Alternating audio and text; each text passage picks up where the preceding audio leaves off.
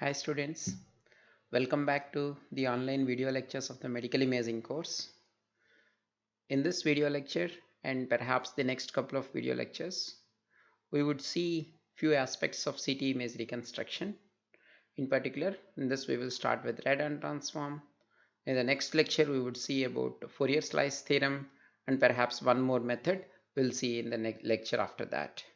Okay, so before we go on to that, let's again look back into how exactly an image is reconstructed by using computed axial tomography, and also normally referred to as CT as well, computed tomography image. If you recollect from X-ray images, what you had there is a 3D object. X-rays are sent from the source, and then it gives you a 2D projection.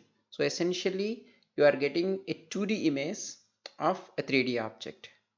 The basic idea when it comes to CT image is an extension of this radiography imaging, where instead of just having one 2D projection of a 3D object, suppose if I give you multiple projections of this 3D object from various viewpoints, is it possible to reconstruct the 3D object from multiple 2D projections? That's exactly what CT image achieves, and we will see some of the very basics or fundamentals required to understand and appreciate this mathematics involved and the signal processing involved in CT image reconstruction.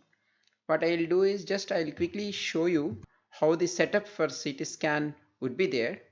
I'm taking few YouTube videos. So this is how the inside of a CT scanner would look like if you remove the cover there.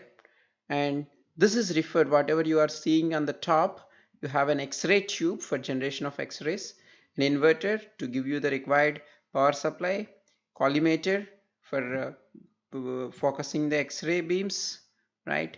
And on exactly on the opposite to your X-ray source, you have a detector. Of course, a data detection system would be there inside it itself, and high voltage multiplier for X-rays, generation of X-rays.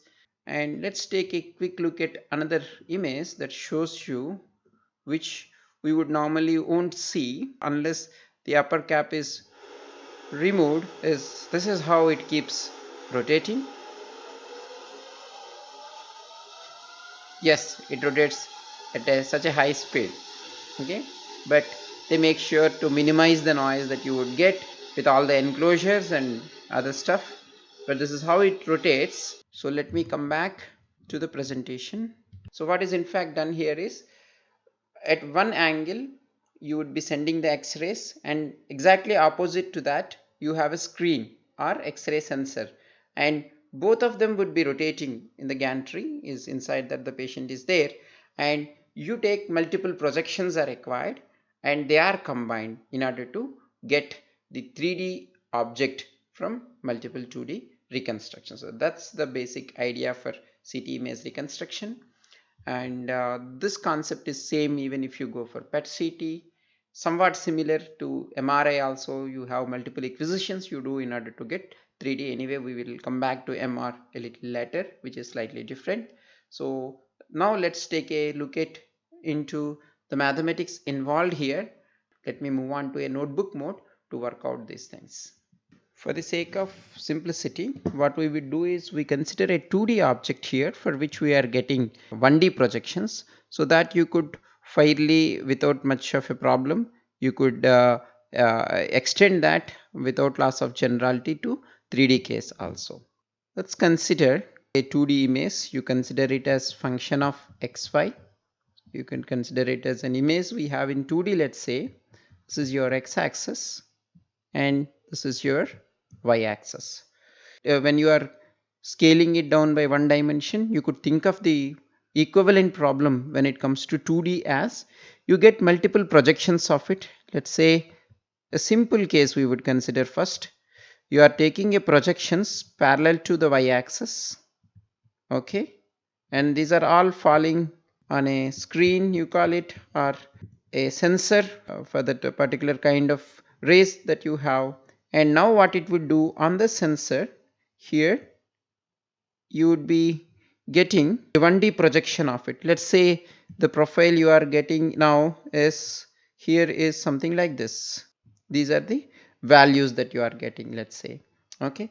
Now another scenario is, now for example you are taking multiple projections. So assume that now you are taking it a different angle here, the same object, and you have a screen here now, or a sensor here, on which you are taking projections of it. As you are taking projections, it is essentially an integration of all values here that are there on this part, and then you are getting, let's say, another profile here, okay, with this across this angle. Okay, this you could repeat this whole experiment in different ways. For example, if you want, I'll draw one more.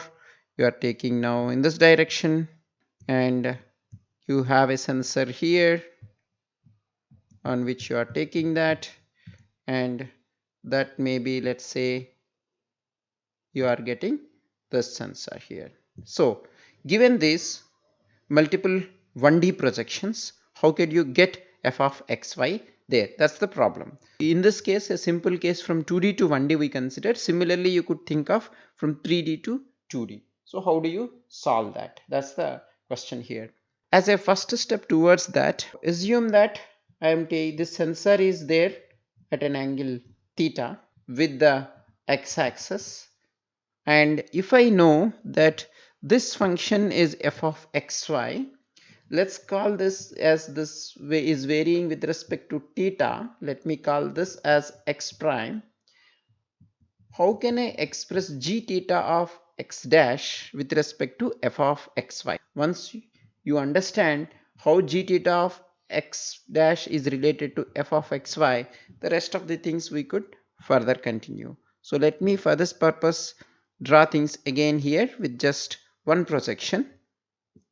Again here, for the sake of simplicity, let me take first a projection along the y-axis. Okay, this is your x. Assume that this is your y-axis. I am taking a projection here where you are sending the rays in this direction, and now assume that this is, so in this case this is nicely same as this x-axis here. Now the question is, let me call this as function of x comma y. Now if you are projecting in parallel to the y-axis here, what you have here is a function of x. Now how do you express this function is related to f of xy? You pause the video here, try to work out. This is a very simple problem. Try to work out this, and then you continue with this video. Right. So now you could see here the value which you are getting here is an integration of all the values. So for example, in case of CT, you have different objects within the, let's say, the brain or the head for which you are taking CT. So this is equivalent to the integration of all values of absorption coefficients that are on the way to this ray. That's exactly what would give you this g of x. So that's absorption coefficient in case of a CT image. This would give you absorption coefficient, and these in that case would be your x-rays, and this would be your detector here, and for example this could be any your object of interest for which you are trying to compute the 3D profile, in our simplified version here the 2D profile from 1D profile, right? So this is a accumulation of all absorption coefficients of all voxels that are falling here. So how could I express my g of x here? So g of x would be equivalent to, I am integrating along the y-axis. You could see here the x value is constant here.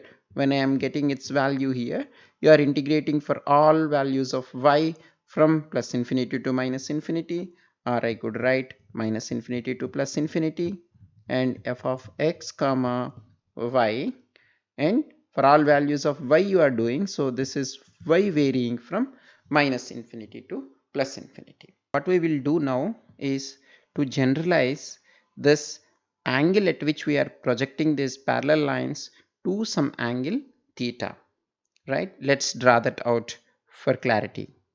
This is your x-axis, this is your y-axis. Assume that I am projecting them in this direction, okay, and that is giving me some profile here. Let me call this angle as x prime, and this line making an angle of theta with respect to the x-axis. This profile, as it is dependent on theta, let me call it as g subscript theta. It is dependent on a single parameter now, x prime, so g theta of x prime. Now the question boils down to, how could I express g theta of x prime in terms of f of xy? If your projection is perpendicular to your, let's say, x-axis, the case is pretty simple. You could notice here, suppose instead of this f of xy, if I rotate this coordinate axis by an angle theta, okay, so assume that this is my new x prime and this is y prime, okay, where I am rotating here by the same angle theta. And if I express this in terms of f of x prime comma y prime, now the rotated original function, then this is pretty straightforward.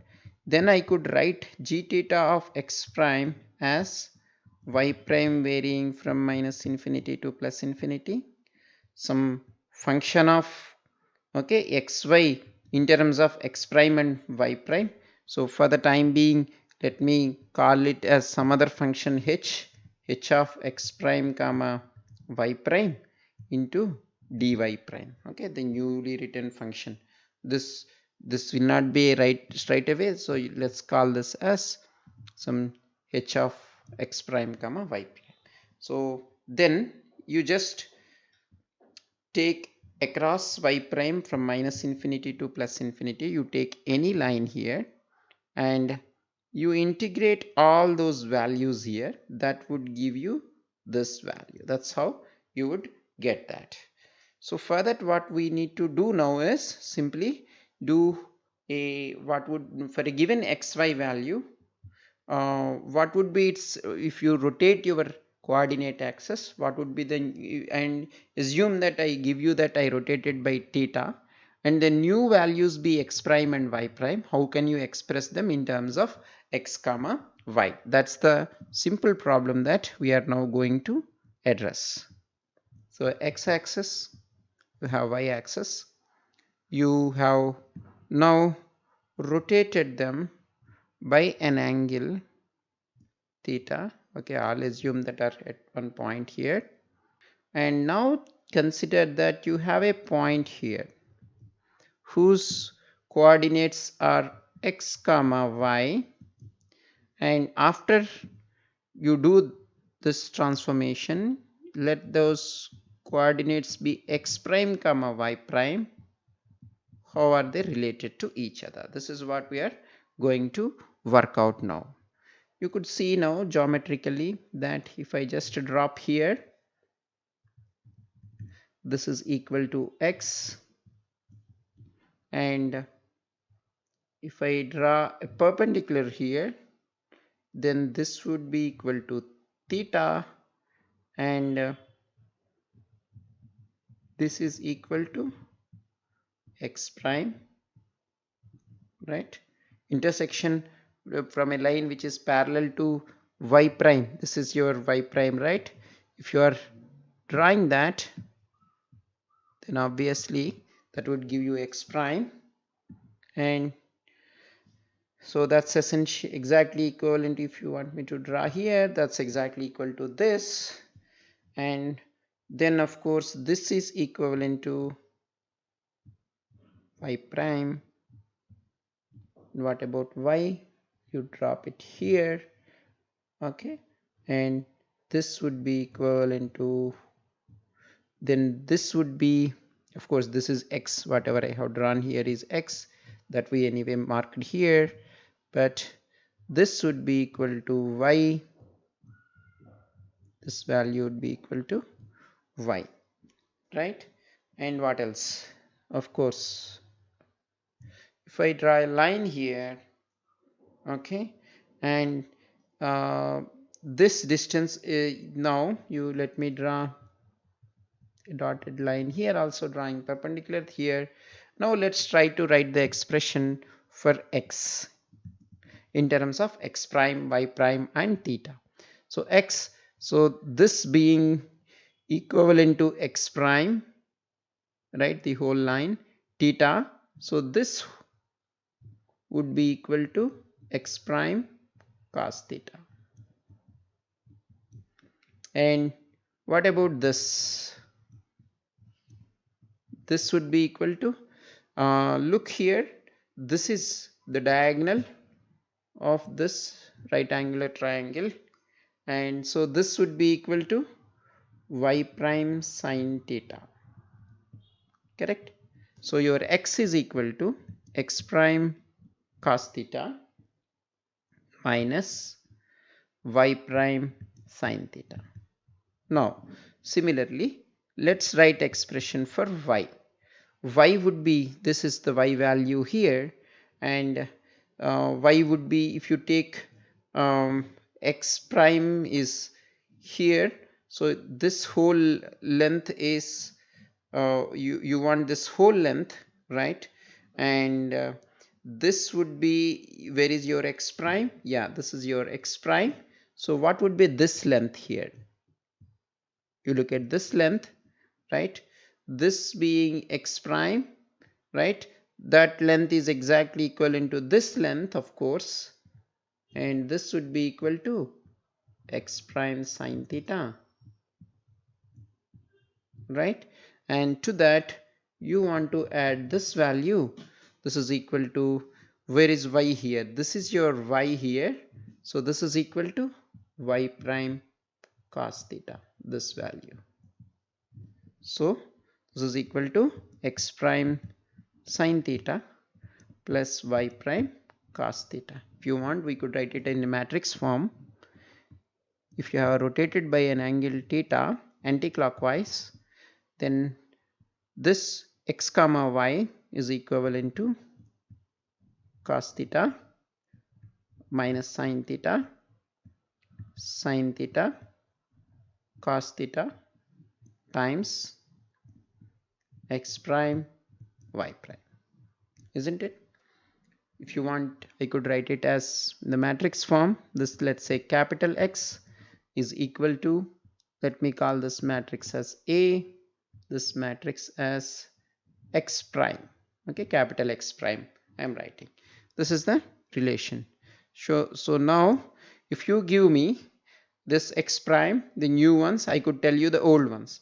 If you want the other way around, if you want to express x prime, how is this related to x? If you want to write it, how do you simplify this matrix equation? You have x equal to a times x prime, you multiply here on both sides, on the left hand side by a inverse.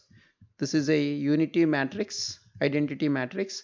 So what you have then is x prime is equal to a inverse times x. Of course you could do that geometrically as well, but I'm just doing here from the matrix operations. So what is the a inverse here? A inverse is, it's a 2D 2 by 2 matrix, 1 by AD minus BC into D minus B minus CA. The 1 by, the determinant is cos square theta plus sin square theta, it's 1. Then interchange the values of this and this, that would remain same, so cos theta, and then change the signs here, so that would bring sin theta minus sin theta. That's your A inverse.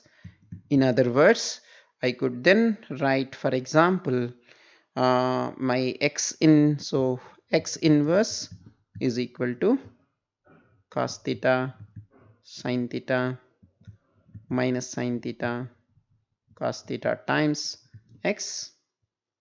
That's the relation. And of course, if you want, you write them as smaller x dash.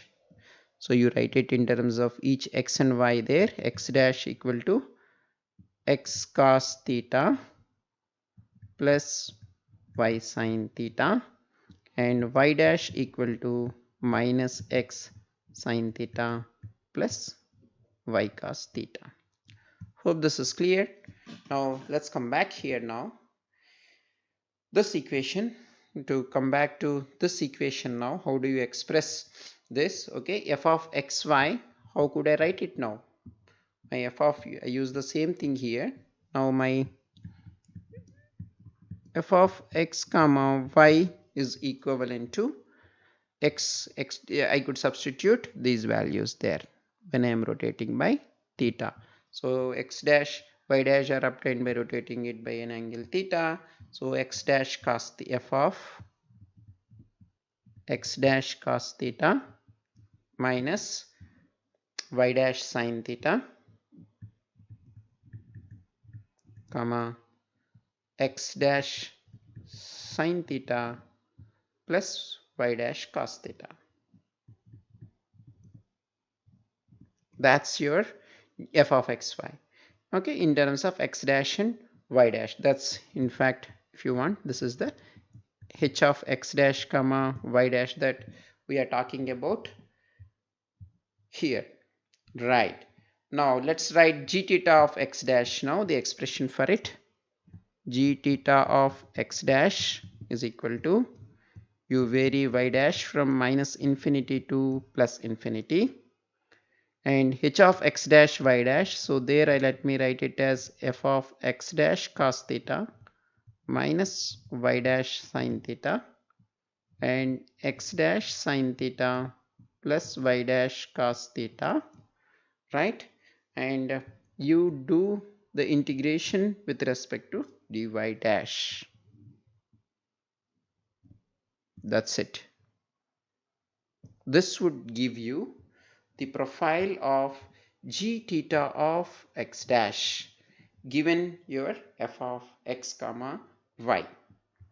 Okay, and this, there is an important name to this. This is a very popular transformation, and this is referred to as Radon transform.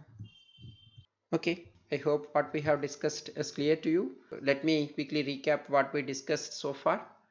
We just mentioned that in CT, if your object is 3D, you take multiple 2D projections of that object and you combine them appropriately, multiple 2D projections, in order to get the 3D profile.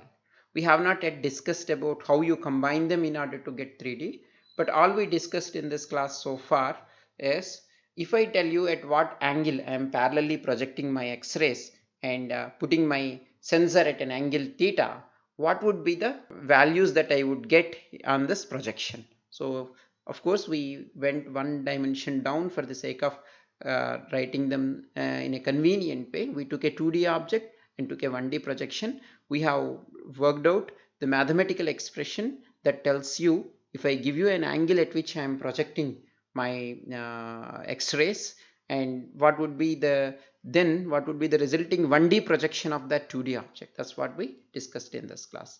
We'll continue this in the next video lecture. Thanks for watching. See you in the next video lecture. Bye. Take care.